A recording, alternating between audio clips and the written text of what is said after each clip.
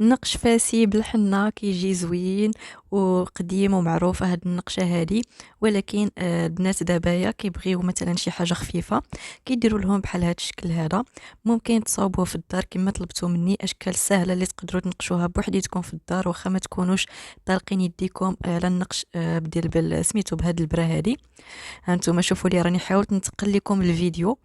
كنتمنى ان غير فيسبوك اولا يوتيوب ما يبلوكيوش الفيديو لانني تقلته شي شويه، باش هكا تتبعوا معاها المراحل كيفاش كتصاوب. هاد البنت هذه تبارك الله عليها نقاشه مغربيه عايشه في الخارج، وكدير كيعيطوا ليها تنقش ليهم في الحفلات هكا ديال المغاربه الجاليه اللي كيبغيو يديروا هادشي التقاليد المغربيه، واخا في الخارج واخا عايشين في الخارج باقيين مرتبطين بهادشي هذا.